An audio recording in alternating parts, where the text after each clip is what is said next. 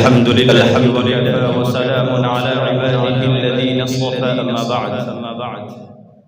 يا إخواني من له أدنى إلمام ومن له أدنى نظر إلى البيئة التي نعيش فيها يعلم يقينا أن البيئة الإنسانية قد طغت إلى آخر حد من حدود الهمجية والبربرية، وطم البادي على القرى وبلغ السيل السبا. ظهر الفساد في البر والبحر بما كسبت أيدي الناس ليذيقهم بما عملوا لعلهم يرجعون. وتزلزل كيان المجتمع الإنساني النبيل، وتضعضع بناء الحياة الإنسانية في كل ناحية من نواحيها، وتخلخلت كل شعبة من شعبها، واضطرب ركن من أركانها، وتفضض ربات من ربطها، وتراخى حبل من حبالها. يا إخواني البررة، كم من المسائل المستجدة والقضايا المعقدة من المسائل المادية والخلقية والدينية والمسائل الاجتماعية والمسائل الفردية والنفسية تعانيها الإنسانية جمعاء.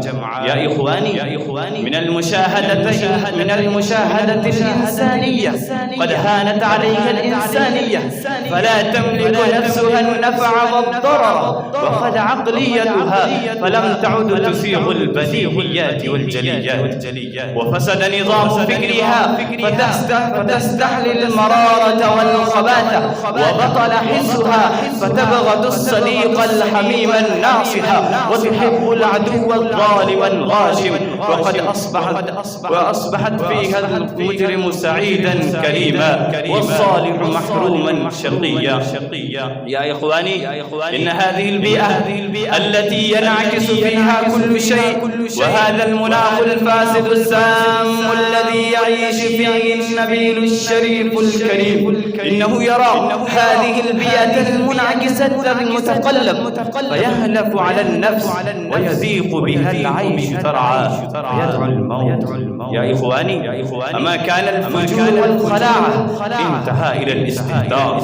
أما كان طاعات الربا ومعاملته إلى حد أموال بطرق متنوعة مزخرفة، ثم قست قلوبهم من بعد ذلك فهي كالحجارة أو أشد قسوة. أما كانت المواهب البشرية ضاعية في أغراض خسيسة التي تسوق البشرية إلى هوة الهلاك والدمار والخراب. يا زملائي الأعزة، إن الإنسانية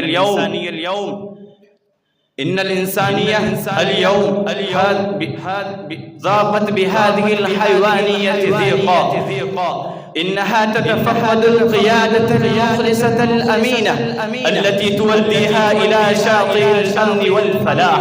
إنها تنتظر السيادة الجامعة المتناسبة التي تجدف سفينتها المستغرقة. إنها تنتظر السيادة الجامعة القوية. إنها تنتظر الزعامة القوية التي تنجيها من الخوارج النفسية والدواخل القلقة. إنها تشخص أبصارها لمنهج مستقيم قويم يرشدها إلى غايتها المنشودة. فيا إخواني إن المنهج القويم والنظام العديل التي تشتاق إليه الإنسانية هو الإسلام. إن هذا الإسلام هو الذي يكون غذاء للإنسانية. إن هذا الإسلام هو الذي يكون علاجا للبشرية. إن هذا الإسلام هو الذي يكون أمينا للبشرية.